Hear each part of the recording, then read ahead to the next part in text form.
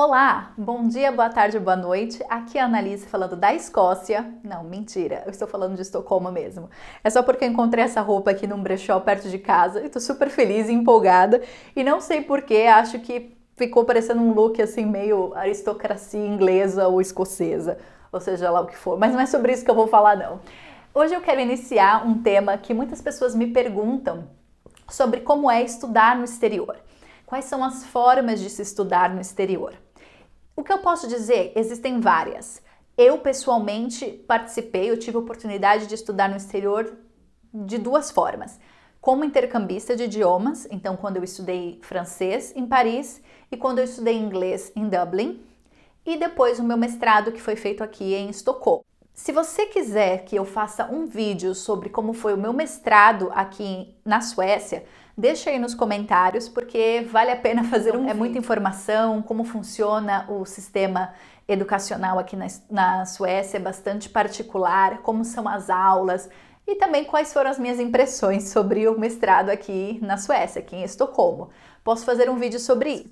Agora, no que diz respeito a idiomas, existem, como eu disse, várias formas.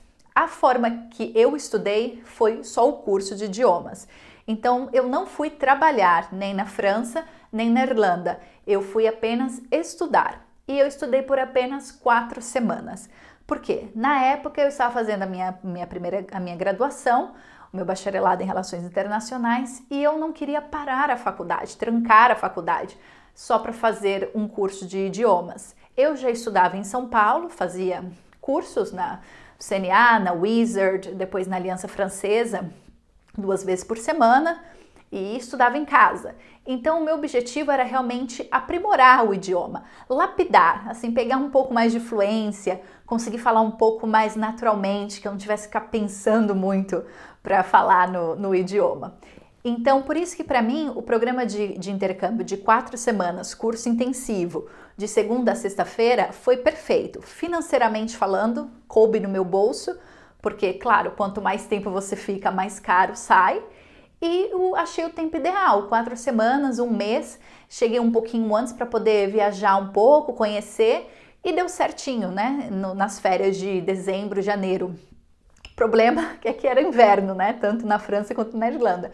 Mas eu gosto de frio, porque senão estaria morando aqui, né, na Suécia. E a minha experiência, na minha perspectiva, foi ideal, 4 semanas, mas eu sei também que existem outras formas. Por exemplo, você pode fazer um programa de Work and Study. Um grande amigo meu diplomata que eu conheci aqui em Estocolmo, quando eu me mudei, ele trabalhava na Embaixada Brasileira, ele aprendeu inglês estudando e trabalhando nos Estados Unidos. Ele trabalhou numa estação de esqui.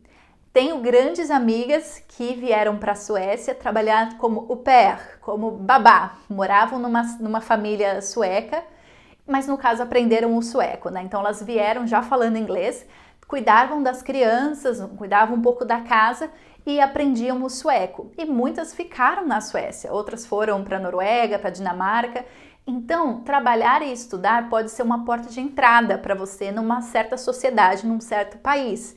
Você adquire outros conhecimentos que quando você só estuda, você não tem. Então, ao trabalhar, você muitas vezes pode conhecer nativos, locais. Por exemplo, se você trabalha num parque de diversões, tem pessoas, não são só estudantes quando você só estuda um idioma, certo? Você pode trabalhar com pessoas que já moram naquele país há muito tempo ou pessoas que são daquele país. Então você tem uma imersão cultural muito maior do que quando você só vem como intercambista, que foi o meu caso, e senta ali na sala de aula com outros estrangeiros e os nativos com os quais você tem contato é a professora, o pessoal da administração da escola. Então você não tem talvez tanto essa imersão cultural. Na França eu morei com parentes meus, parentes da minha família de Portugal que moravam já na França. Na Irlanda eu morei numa host family, então eu morei na casa de uma irlandesa, uma jornalista. E aí eu tive um pouco mais de contato com ela, um pouco da cultura, mas como foi muito curto, essa parte cultural, eu acho que um mês é muito pouco. Na parte da língua, do idioma, Foi muito válido, para mim valeu muito a pena conseguir passar no teste que eu tinha que fazer. Então a parte de aprendizagem do idioma foi muito positiva. A parte cultural ficou um pouco a desejar, porque foi um período muito curto também. Então fica difícil você conseguir ter mais contato, entrar mais a fundo na sociedade, entender a cultura quando você fica só por um mês. Então essas foram as minhas duas experiências e conheço também essa oportunidade de Work and Study. Se vocês tiverem interesse, eu posso ver se uma dessas amigas brasileiras, essas conhecidas brasileiras que vieram para Estocolmo trabalhar como au pair, se elas podem de repente nos dar algumas dicas ou até fazer uma live comigo, se você acha que é interessante para você. Falando em entrevista, na semana que vem eu vou trazer aqui para vocês a Amélie, que é uma francesa formada em Relações Internacionais pela Sciences Po. Se você vem da área de Relações Internacionais, você certamente já ouviu falar da Sciences Po Politique. É uma escola de super prestígio, uma instituição de muito prestígio na França. Então a Amélie me disse que há muita procura por latino-americanos na Sciences Po. Se você fala espanhol, se você fala português, tem muita procura, tem muita demanda por pesquisadores que saibam esses dois idiomas, ou um ou outro também.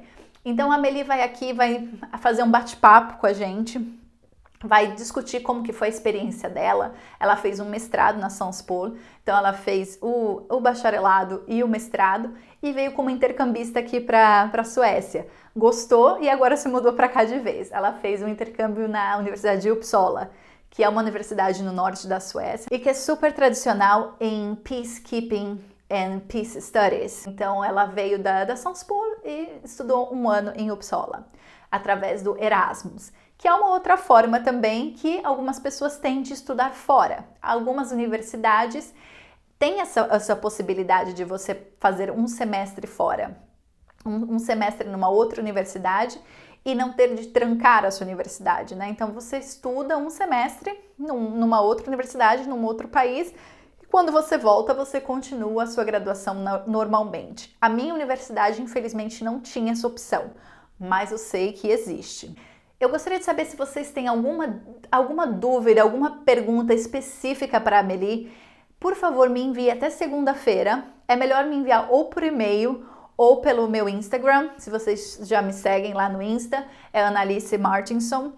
Envie a sua pergunta, porque aí a Amélie também pode se organizar, porque caso contrário ela vai falar mais sobre a experiência dela e também falar mais sobre esse departamento de estudos latino-americanos que ela conheceu pessoalmente, que ela sabe que há uma demanda por brasileiros e latino-americanos em geral. Então, duas coisas.